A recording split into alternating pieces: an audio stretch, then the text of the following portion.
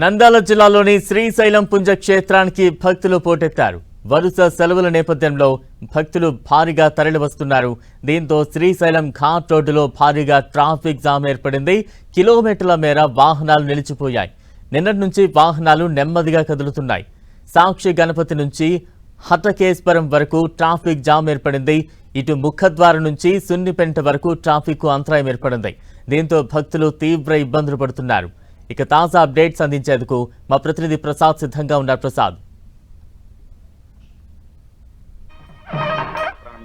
భక్తుల రద్దీ పెరగడంతో భారీ ఎత్తున ట్రాఫిక్ జామ్ కావడం జరిగింది. శ్రీశైలం ఘాట్ రోడ్ లోని వాహనాలు భారీగా ట్రాఫిక్ జామ్ కావడంతో భక్తులు ప్రజలు తీవ్ర ఇబ్బందులకు గురవుతున్న పరిస్థితి కనిపిస్తోంది. వరుస సెలవులు నేపథ్యంలో శ్రీశైలం ఆలయానికి భక్తులు పోటెత్తడంతో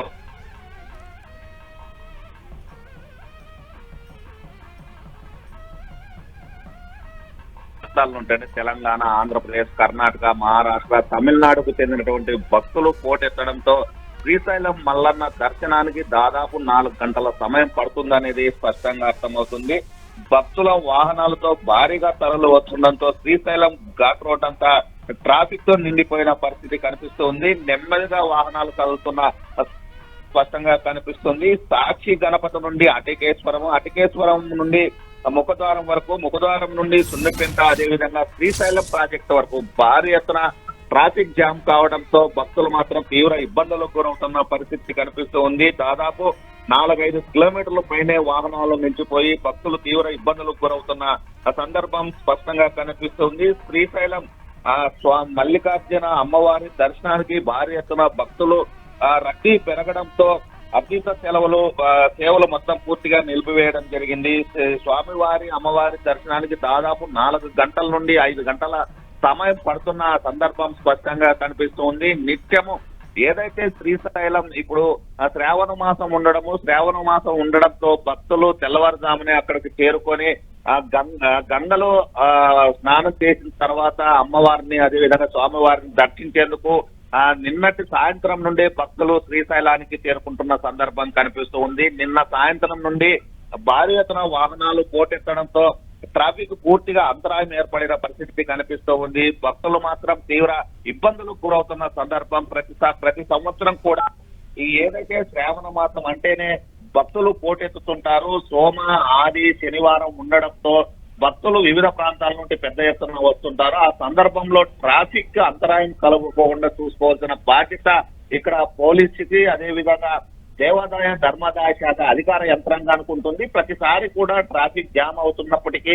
వాటిపైన సరైన దృష్టి సారించకపోవడంతోనే ఇలాంటి ఘటనలు చోటు చేసుకుంటున్నాయని భక్తులు ఆవేదన వ్యక్తం చేస్తున్నారు.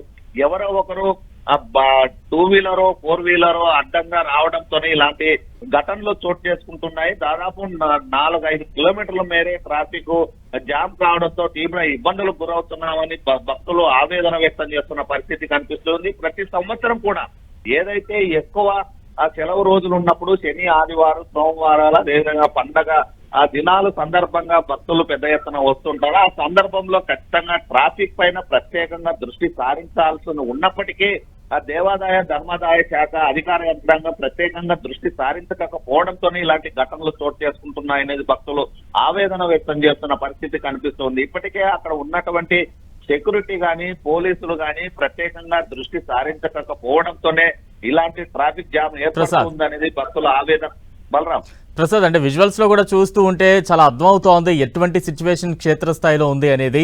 కిలోమీటర్ల మేర వాహనాలు పూర్తిగా నిలిచిపోయిన సిచ్యువేషన్ కనిపిస్తోంది.